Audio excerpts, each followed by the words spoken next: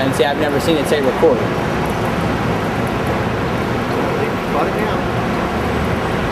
We have our ticket stubs. Yeah, they're in my pocket.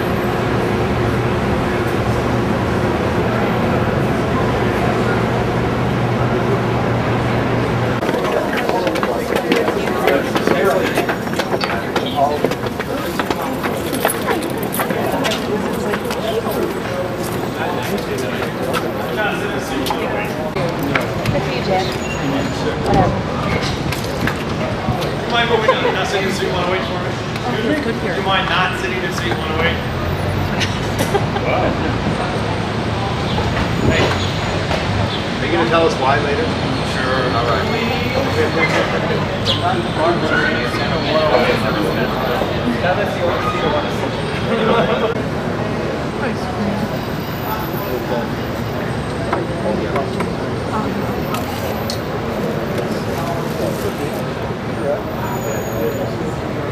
Oh, you guys can film it whenever I tell them if anybody else shows up. I say also this is about the only game all of us have played to some varying degree over the years. We can't all be basketball players or hockey players or football players, but we've all tried baseball. Now I think we've all done it to a certain degree of success. That's what makes baseball so interesting. It's also the only sport that's not controlled by a clock. You have time to enjoy the game between each pitch, between each batter, between each inning. Think about what you saw, talk to somebody about it. It's really quite nice about it. There's only two measurements in sports, in baseball, that really matter. The distance between the mound to home plate and the distance between all the bases. After that, every ballpark is different. No two are the same. They're not. And that's what makes baseball so unique about it. Wrigley Field is the second oldest ballpark in all the majors. Boston is older by 2 years. Wrigley Field is the second smallest seating capacity in all the majors. Boston is the smallest seating capacity in all the majors. They are very unique places.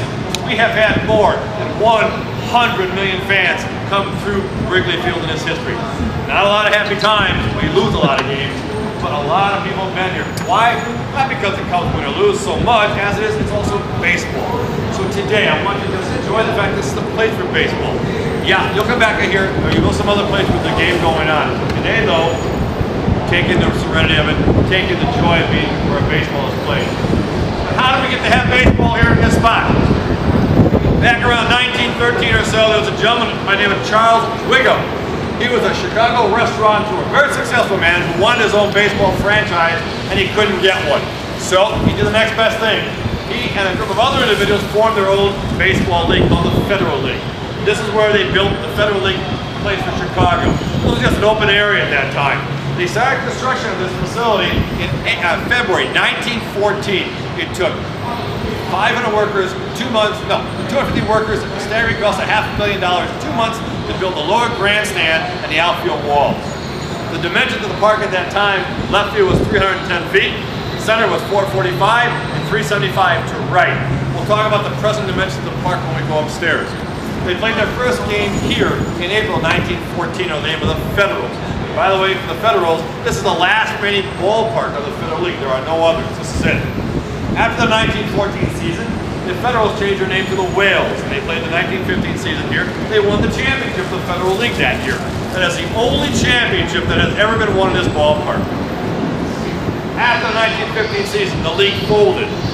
As a concession, Major League allowed the owners of the Federal League clubs to buy a franchise if they could. Charles Wiggum and his group were able to buy the Chicago Cubs, who were playing on the West Side grounds at that time. They bought them from the Taft family of Ohio for $500,000, and they moved them here and began playing in 1916. It was still called Wiggum Park at that time. In 1920 and 22, it was changed to Cubs Park. After that, Wiggum sold out his interest in the group to the syndicate headed at that time by William Wrigley. He changed the name of this place to Wrigley Field in 1926. I can't think of this place being called something other than Wrigley Field at all. Yankee Stadium sounds Yankee Stadium. I don't know. Wrigley was so far ahead of the crowd. He had naming rights. The man wanted to sell gum. That was his business. He understood how to promote. He knew if his name was on the building, people would remember his products, and that has helped. When we talk about naming rights today, we get a little bit shook up about it. Wrigley, he knew what he was doing. And that's why we just stay with the name. I don't think he'll ever change this place. I hope they never do. Have we always hit baseball in this park? No. Wrigley helped promote a lot of things in this park over the years. We've had rock concerts, rodeos, boxing matches, political convention type, smaller ones. DePaul University of Chicago used to play basketball out here on a set floor. The Harlem Globetrotters used to play out here. They had in January 1943 the Norge Winter Games. They constructed a ski ramp in the upper deck out to the outfield. Wrigley did a lot of things in this park to help keep interest in it. Obviously, we've had a lot of baseball highlights here too. We have, of course, what we saw for the earliest one I can think of. In 1932, Cubs played the Yankees in the World Series. That series was noted for the animosity between the players. It was not friendly at all. In the game here, we have on film Babe Ruth arguing with the Cubs in the dugout and then pointing to the outfield. We don't know for sure if he meant the ball's going out or something else. All we do know is that on the next pitch, the ball left the ballpark. And we'll talk about where that ball ended up when we go upstairs. Whether or not that's true in baseball history or not, I'm not sure, but I kind of like the story. We kind of stay with that. The Cubs have drawn more than 100 million fans in this ballpark. That's a lot of people. We've had Pete Rose tied Ty Cobb all-time hit record here. Kerry Wood tied the all-time strikeout record here, 20. Bernie Banks hit home run number 500 in Wrigley Field. A lot of baseball stuff. I mean, it's going to happen over the years. Do we have other things that are associated with every day around our country that happen here? Yes. We'll talk about some things here. We'll talk about more upstairs. Also, in line with that, if you look over your right shoulder, you see the concession stand, C13. I have been told that that is the first permanent concession stand in all of baseball. Up until that time, they had carts that would go up and down the aisles or sell anything. First permanent concession stand. Also, Wiggum was pretty much a radical owner at the same time when he had the club. With Wiggum, when a baseball would go into the stands, he allowed the fans to keep the baseball. Up until that time, you had to give the baseball back. He changed that. What is the one thing we talk about that's famous about the Yankee uniform? Pinstripe, the uniform. That tradition started here with the Cubs, pinstriping their uniform first. The Yankees started using it, and 26 World Series later, you can keep it. I have nothing to say. It's yours. But that started here. We also had a couple other traditions that started in baseball that we just kind of take for granted nowadays. In 1943, the Cubs were the first team to have a musical accompaniment during the game. They had an organ play here in 1943. That's the first team that had music inside the ballpark during the game. Can't imagine what happened today. In 1918, the Cubs played the Boston Red Sox in the World Series. 1918. That was before last year, the last time Boston won the World Series. They anticipated such a big crowd that the home games in Chicago were played at Comiskey Park. They did something in the 7th inning of that game that now is a tradition in our country that happens before every athletic event in our nation. What might that be? Not only going to the beer garden. National anthem. That started as in honor, the 7th inning, in honor of the troops over in Europe. It started there and it continued on, and now we do it before every game. Not earth-shaking, but it's part of our everyday life. We don't realize where it started, but that started here. That is kind of interesting to note, if nothing else. Also, does anybody know of any movies that they have ever known or about, or have awareness of that were filmed here? League of Their Own. League of Their Own. Without the lights trying to hide them. You know that in the movie Mr. Harvey actually is a reference to William Wrigley. He's the one who helped get the entire league going in 1943. It lasted for 11 years. When those girls came out from underneath the bleachers, except for the new facade that we have on the press box, the park is exactly the same as it was in 43. That's why it was so easy to use it here, filming. You had to make any major changes. All the tryouts were out here. Any other movies you can think of? Rookie of the Year. That's right. Ferris Bueller's Day Off. It was left field, holding the baseball. The Babe, John Goodman was here. Holding a Lonely, Rookie of the Year. Set.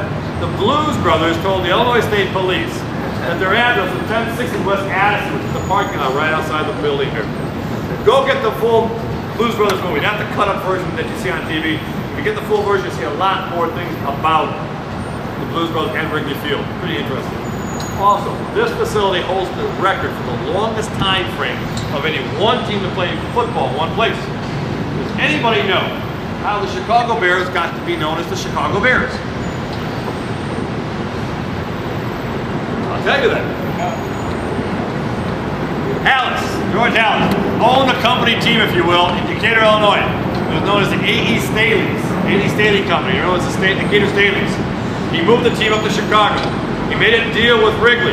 Well, Wrigley said, well, our guys already named the Cubs, you guys are much bigger, why don't you just call yourself the Bears? Trust me, this is too simple to be true, but that's how it came about. They played here for 50 years, from 1920 to 1970.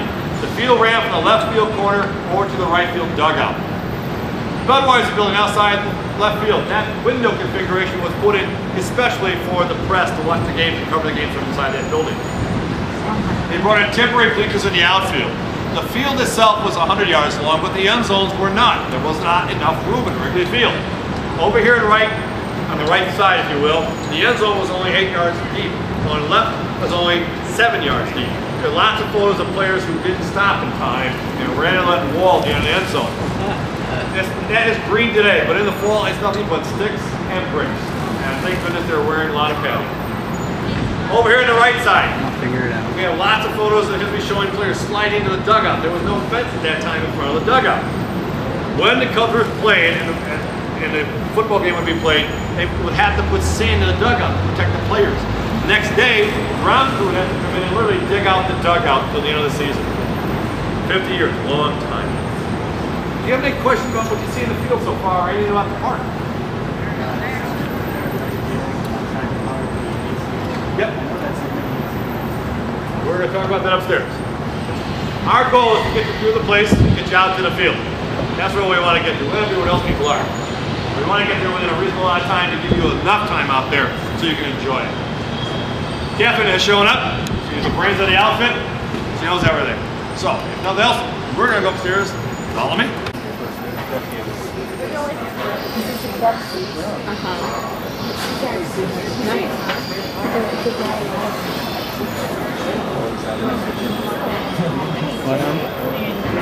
Park to have retrofitted in skyboxes. Of course, new places had them in anyway, but Wrigley was the last one to put them in. There are 51 of them, and you can buy, or lease rather, on a 3-year lease, these skyboxes depending on 4 different sizes available. You can get it in ticket size of 15, 40, 15, 30, 45, and 55. If you want the 45 and 55 capacity suites, you have to go to the ends because they take down the walls. If you want to have a thing up here, there's a long waiting list, I do know that. The average cost for a 3-year lease up here is $150,000 a year. That's cheap. If you think about it, it's on a 3-year plan. You got 81 home dates a year. That's a lot of baseball in 3 years. It's about a 4-hour time frame up here, so you got a lot of time to bring your guests, your clients, your people from your company, or whatever. It's a lot of time. So, you know, you got to spread out and think about it as you want to. If you have a 45 or 55 capacity suite, you get it with food. If you're not, you got to go to a lower size. You can order food to go with each game. The food up here this year it's fantastic. We have a new company doing it. They're doing a great job, and the food is wonderful up here. The dessert cart goes by in the 7th inning. Everybody's hoping it tips over the railing down below. Try it. Just come up here if you can. Now, does that mean you got to have your name on the door outside to get in here? No. You can call the Cubs and say, I need space for 20 people. It's like a timeshare program. You can get a spot up here. Where you want to be is depends on how much you want to pay. The further out you are on the sides, the least it costs. The closer you are to home plate, the more it costs. And depending on what team you're playing, because there are 3 pricing structures in Wrigley Field. If you're going to be playing the White Sox or St. Louis, it's going to be the highest price. And then it works its way down depending on what team you are playing. I know a lot of people who have come up here and told me they split the cost amongst 20 of their friends. 1/20th is not a bad deal at all. So never pass up the chance if you ever get up here, especially for a night game. Try not to pass up. I think you'll really like it. If it gets too cold, you go inside. If it gets too warm, you go inside. You got the TVs, air conditioning. It's a nice way to watch the game. It really is. Why do you have to have the skyboxes? You need the revenue. Things cost a lot of money in a ballpark, especially player salaries. So you got to do this. If you don't have the skyboxes, you got to keep raising prices. If you don't do this, next thing you know, you end up with $4 hot dogs and $6 beer. Oh, we got that now. It's going to go even higher. So you need the skyboxes up here, and that's just the way it works. First major renovation of Wrigley Field. It took place in 1922. What they did at that time was they took the lower ground. Now that you all got comfortable, we're going to move one more time right here. Restroom up here.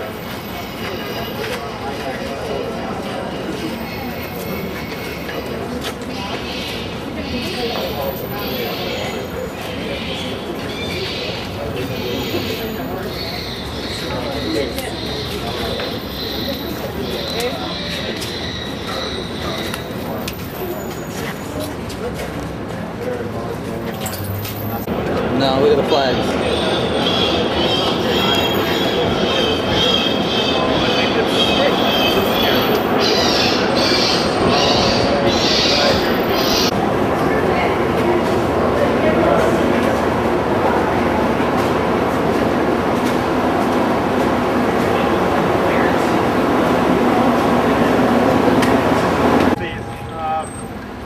It's hard to understand it. We don't win a lot, but this place has been filled up for almost 35 years in a row.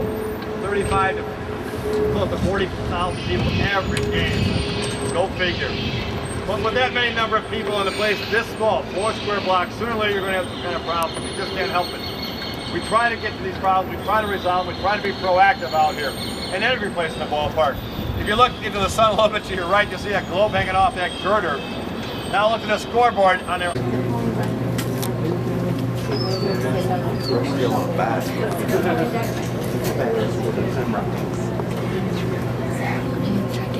He's a second. Come on in, folks.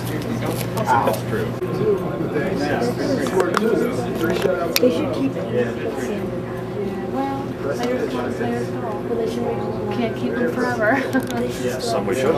Yes, you're right. Did you get a whole thing on the lot there?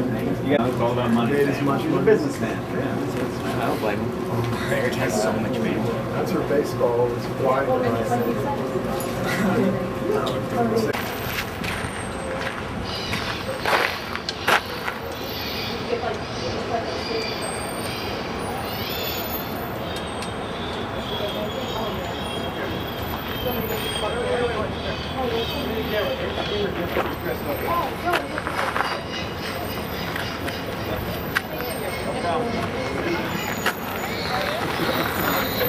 Who? I still got you frozen on. No idea what you're talking about. Do you have a... Well, oh, hold on.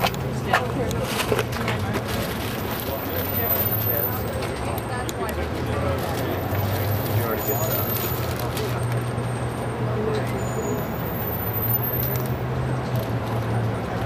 Yes. That's correct.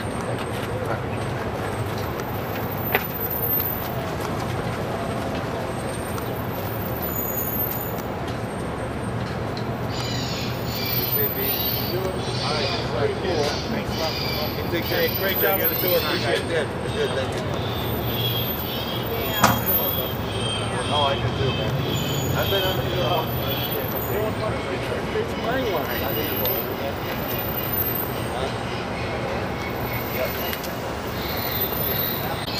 I hope you're a water show traffic.